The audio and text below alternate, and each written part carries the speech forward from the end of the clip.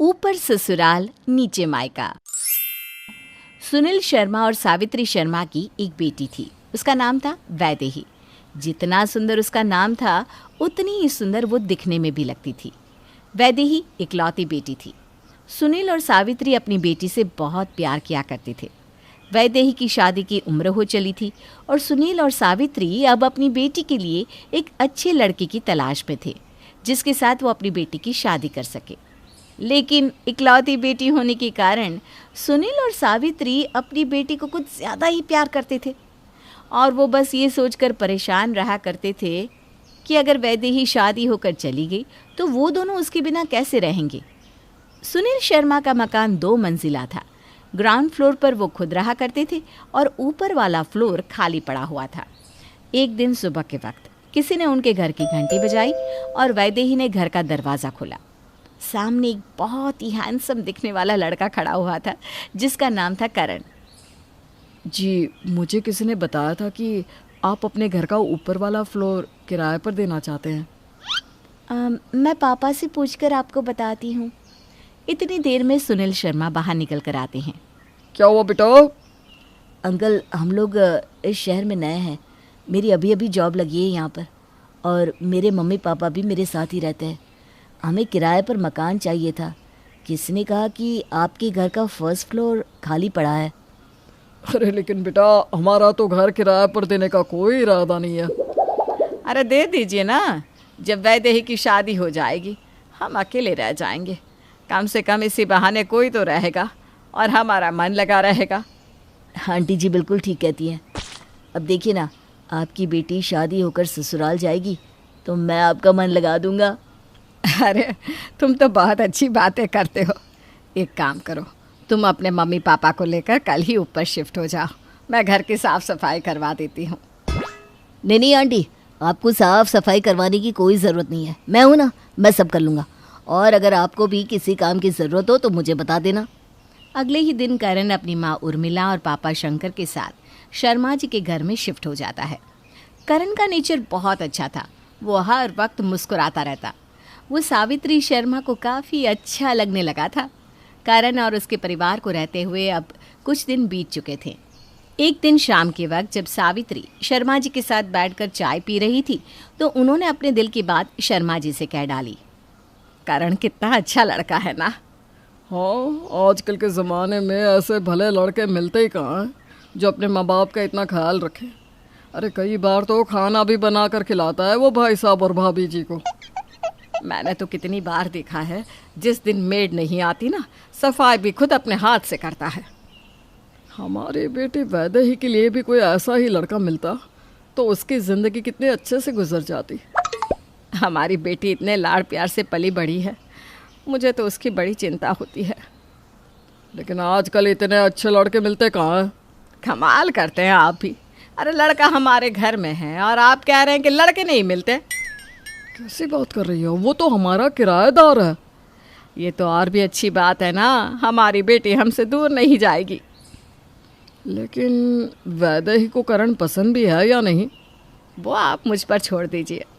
अगले दिन सुबह के वक्त, वैदेही बेटा, ये मैंने करण के लिए खीर बनाई है, ज़रा जाकर ऊपर उसे दे कर तो आना।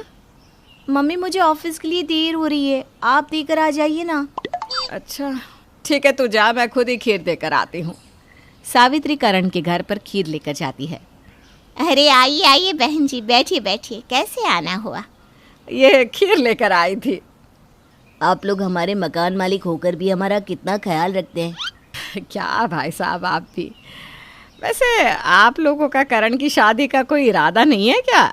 मेरा मतलब कब करने का सोच रहे हैं? बस कोई अच्छी लड़की मिल जाए, हमें एक सुंदर बहू चाहिए। एक ऐसी लड़की जो घर में अच्छे से एडजस्ट कर ले, बस और क्या चाहिए। बहन जी, मैं ये कह रही थी कि हम भी अपनी वैदेही के लिए एक अच्छा लड़का ढूंढ रहे थे। मुझे और वैदेही के पापा को करण बहुत पसंद है, अगर आपको कोई एतराज़ ना हो तो। अरे नेकी और पूछ पूछ, अब तो मकान मालिक से हमारे रिश्तेदार बन जाएंगे आप। हाँ, वैसे भी करण और वैदेही की जोड़ी बहुत सुंदर लगती है। आज मैं बहुत खुश हूँ। अपनी बेटी को अपने से दूर करना नहीं चाहती थी और ये रिश्ता भी काफ़ी अच्छा मिल गया। करण और वैदेही की शादी हो जाती है। वैदेही अपनी शादी के बाद विदाई के वक्त ज़ोर ज़ोर से रोने लगती है। अरे तुझे रोने की क्या ज़रूरत है, 4 सीढ़ियाँ चढ़कर ऊपर ही तो जा रही है। तो क्या हुआ मम्मी, सब लड़कियां रोती है, मुझे भी रोने दो ना। अरे क्या रोना बेटा, जब मर्जी आए अपनी मम्मी को आवाज़ दे देना। इस तरह से वैदेही हंसते हंसते अपने मायके से ससुराल विदा हो जाती है। अगली सुबह जब करण सोकर उठता है तो उसे वैदेही नजर नहीं आती। माँ, वैदेही कहाँ है?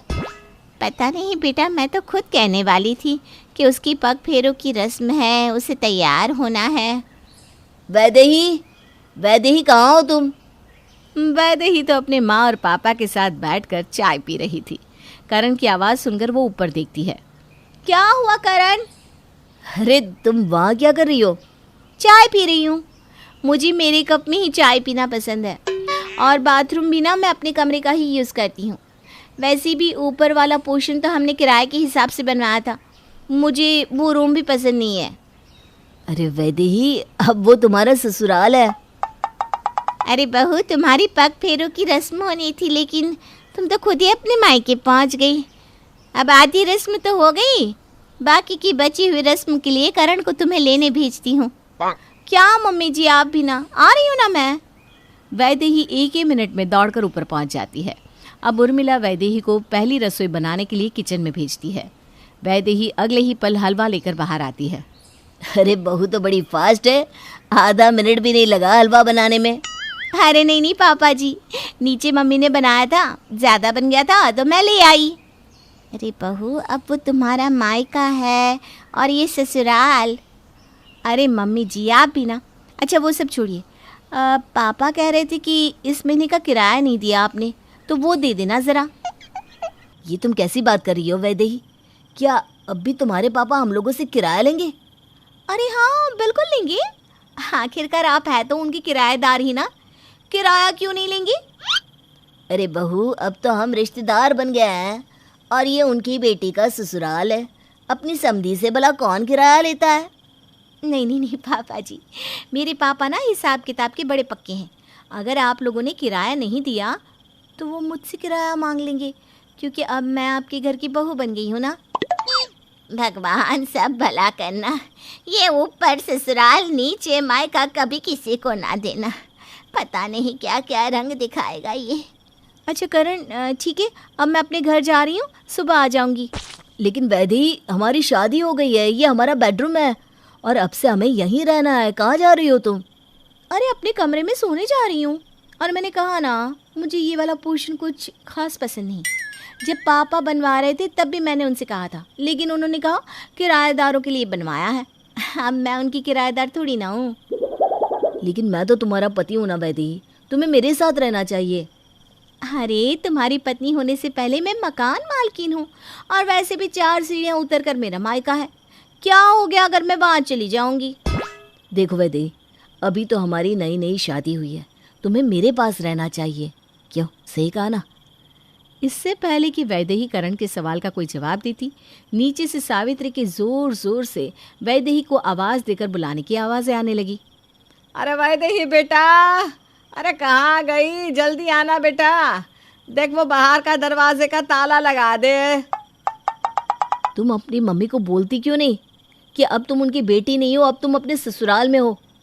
अरे क्या हुआ अगर मैं अपने ससुराल में हूँ? रोज़ रात को घर का लॉक मैं ही लगाती थी। जा रही हूँ मैं। इतना कहकर वैदेही वापस नीचे उतर कर आ जाती है और घर का लॉक लगाकर जैसे ही फिर से ऊपर जाने लगती है, ऊपर से उर्मिला की आवाज़ आई। अरे बहू, तुम अपने मायके में क्या कर रही हो? मायका? अरे मम्मी जी ताला लगाने आई थी। मम्मी पापा को हमेशा से ये काम मुझसे करवाने की आदत है। आ रही हूँ अभी ऊपर। नहीं बहू, देखो रात के 12 बज चुके हैं और गुरुवार लग चुका है। हमारे यहाँ गुरुवार के दिन लड़कियाँ अपने मायके से ससुराल नहीं आती। अरे माँ, ये क्या ज़बरदस्ती है? 4 सीढ़ियाँ तो चढ़ के आना है उसे। रहने दो बेटा, इन 4 सीढ़ियों के बीच में ही ससुराल और मायके का फ़र्क है, समझे? अब वैदेही परसों ही ऊपर आ सकती है, उससे पहले नहीं। और इस तरह वैदेही को फिर से अपने मम्मी पापा के पास ही रुकना पड़ा। लेकिन वैदेही करण और बाकी के लोगों को लगने लगा था कि ऊपर ससुराल और नीचे मायके वाली ये कहानी कुछ उलझती ही जा रही थी। कुछ दिनों के बाद, अरे मम्मी जी, घी खत्म हो गया है, अब मैं खाना कैसे बनाऊं? तो रुक बहू, मैं करण से कहती हूँ, वो लेकर आ जाएगा। अरे रहने दीजिए ना मम्मी जी, मैं माँ से ले आती हूँ। अरे नहीं नहीं बहू, समधी के घर से रोज रोज इस तरह सामान मांगना अच्छा नहीं लगता। मम्मी पापा ठीक कह रहे हैं, मैं अभी लेकर आता हूँ। करण जैसे ही नीचे उतरकर बाहर जाने के लिए निकला, वैसे ही उसे सावित्री मिल गई। अरे कहाँ जा रहे हो करण बेटा? मेरा मतलब दामाद जी। कुछ नहीं मम्मी जी, वो घी खत्म हो गया था, वही लेने जा रहा था।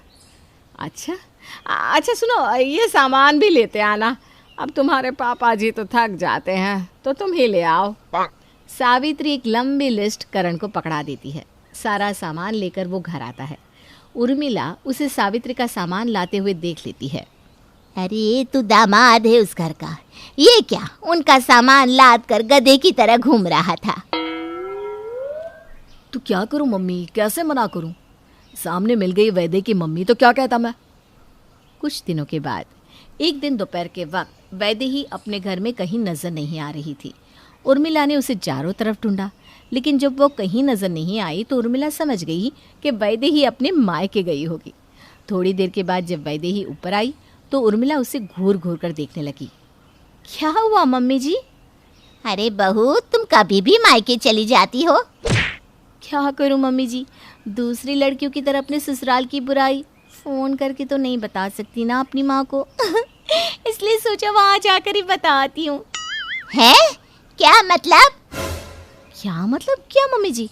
अरे लड़कियाँ करती तो है अपनी सास की बुराई। मैंने सोचा मैं भी पता करूँ कि कैसा लगता है बुराई करके। अब ऊपर से नीचे कॉल क्या करना, तो मैं कभी चली गई। भगवान भला करे, जाने क्या क्या होना बाकी है। कुछ दिनों के बाद वैदेही की प्रेगनेंसी की खबर आती है। वैदेही, अब तुम्हें अपनी हेल्थ का ध्यान रखना होगा। वो करण मेरी सहेली है ना, वो अपनी डिलीवरी के लिए अपने मायके गई थी, तो क्या मैं भी जा सकती हूँ? अरे वैदेही, तुम्हारा मायका दूसरे शहर तो दूर, दूसरे घर में भी नहीं है। तुम वहाँ रहो या यहाँ रहो, क्या फ़र्क पड़ता है? नहीं नहीं नहीं नहीं, अब मैं अपने मायके में ही डिलीवरी करवाऊँगी। मैं अपने 7वें महीने में जाऊँगी और फिर बच्चे की 3 महीने का होने पर वापस आऊँगी। ठीक है बहू, जैसी तुम्हारी मर्जी। ठीक है, मैं तुमसे मिलने आ जाऊँगा। मैं तो आ सकता हूँ ना? हाँ, लेकिन महीने में एक बार। मेरी सहेली का पति भी उसे कभी कभी मिलने आता था। लेकिन एक ही घर में रहकर 1 महीने तक ना मिलने की ये क्या जिद है बेटा? अरे पापा जी, एक ही घर में है तो क्या हुआ? वो है तो मेरा मायका ना, रोज रोज करण का आना अच्छा नहीं लगता। ठीक है बहू, जैसा तुम्हें ठीक लगे। इस तरह से 7वां महीना लगते ही वैदेही अपने मायके चली जाती है और करण एक घर में रहते हुए भी वैदेही से नहीं मिल सकता था, क्योंकि वैदेही ने उसे ऐसा करने से मना किया था। देखते ही देखते दोनों का बच्चा भी आ गया। अब इस ऊपर से नीचे के खेल से करण परेशान हो गया था। एक दिन वो सुनील जी से मिलने पहुंचा। नमस्ते अंकल जी। अरे बेटा, अंकल जी क्यों बोल रहे हो? पापा जी बोलो ना। अरे अभी मैं आपका दामाद नहीं, किराएदार बनकर आया हूँ ना, इसलिए। हाँ हाँ बोलो, क्या बात है? वो क्या ना आंटी जी, हम घर खाली करना चाहते हैं। तभी वहाँ पर वैदेही आ जाती है। अरे लेकिन आपको घर क्यों खाली करना है? ये मेरा मायका भी तो है। इसीलिए तो खाली करना है, क्योंकि ऊपर ससुराल और नीचे मायके ने मुझे मेरे ही बीवी बच्चे से दूर कर दिया है। अंकल जी, लीजिए आपका किराया। और हाँ, अब मैं अपनी बीवी को लेने आऊँगा दामाद बनकर।